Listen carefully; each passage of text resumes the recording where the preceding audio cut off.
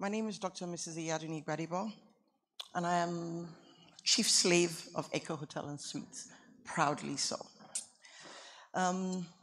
It excites me to see in recent times a lot of opportunities where conversations about tourism and hospitality is being had. This is not about the wheat picker. So, good morning, ladies and gentlemen. Sorry for the weird start. My name is Paul Kavanagh. I'm the general manager of a hotel here in Lagos. You see, if you don't think about who you want, how do you target who you want? So who do we want? There's so many people we have to learn from. So many people visit Dubai, visit Rwanda, and so forth. Ladies and gentlemen, please help me welcome Ademola Oduwole, Global Branding and Tourism Development Strategist, and also, very importantly, former tourism advisor to governments of Fiji, Tanzania, and Mauritius. Ladies and gentlemen, a round of applause, please. Wow. Wow. Welcome, sir. This is humility, like my friend on Instagram would say. Humble. I will jump right into the first question, and I'll be asking that of Ademola Oduwole. Good morning, everyone.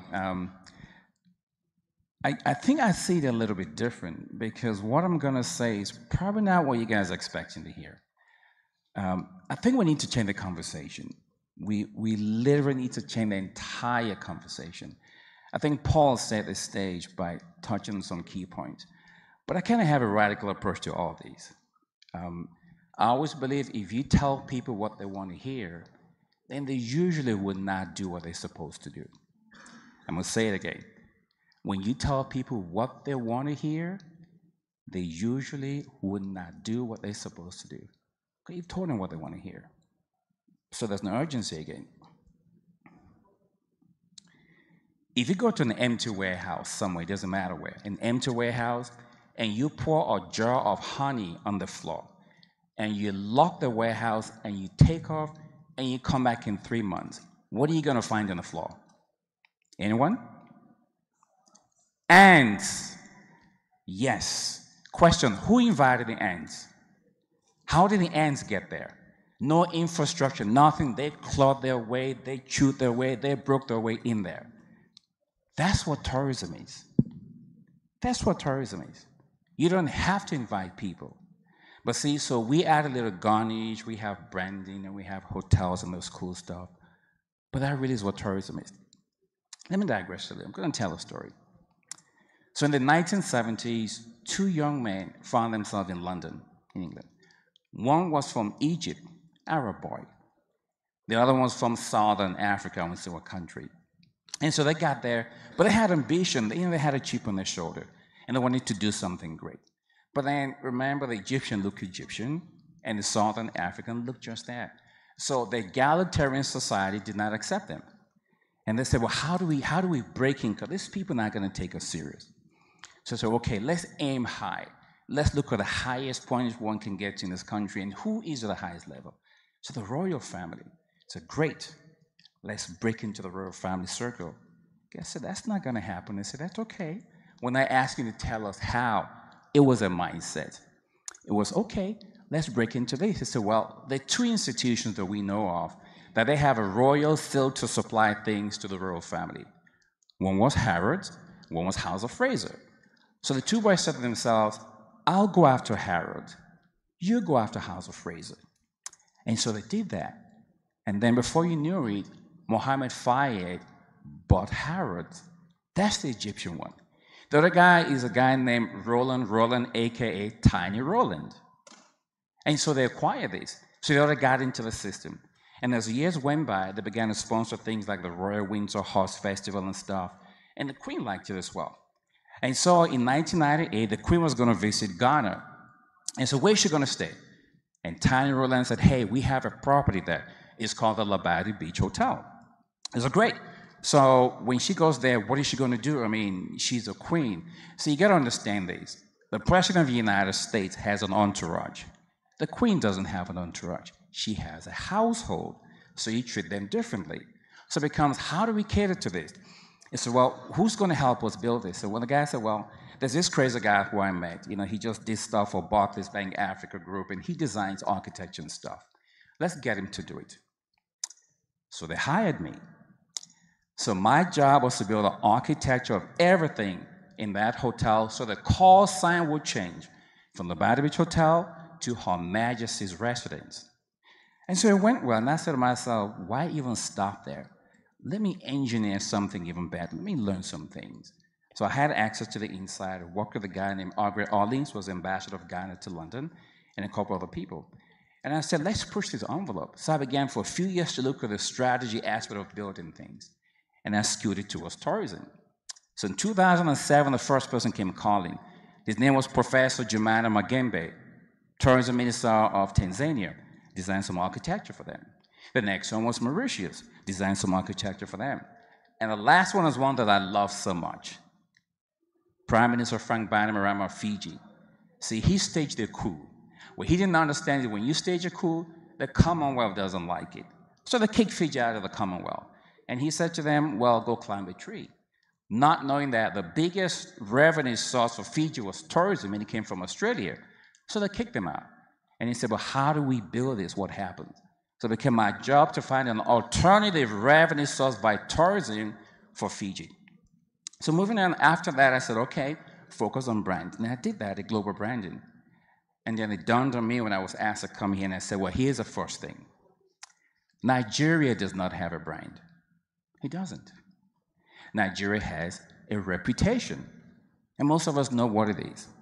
So the first thing you have to do is Nigeria has to become a brand first, because with branding comes recognition, and recognition comes numbers, the tourists, things that Paul alluded to earlier. And so that became the approach. And so I said to myself, so at this staging point where we're in, it's not so much about the infrastructure. Remember the jar of honey? There was no infrastructure. The people called backpackers, if you give them a reason to come, forget infrastructure. They will claw, chew, and climb their way because there's something they want out there. So we have this thing called a coach. We've built this coach. It's like a train wagon, and we've decored it in Nigeria. So we have this gold-plated thing. We have the chairs here, and we have the restaurant here, and all the stuff here. And it becomes, okay, everyone get on board. Let's go. Let's go where? There are no train tracks. There are no train tracks. There's no brand. There's no branding. A few years ago, the last fully functional tourism minister they had was a guy named Adam Duke. Remember Adam Duke? Minister of Tourism, fine gentleman, loved his hat as well. And there was another lady, I think it was Salim Banefo. She had this green wag, remember the lady? Great. They were a fantastic pair. And they ran around the tracks and tried to make it work, but Nigeria was not a brand. So nothing happened.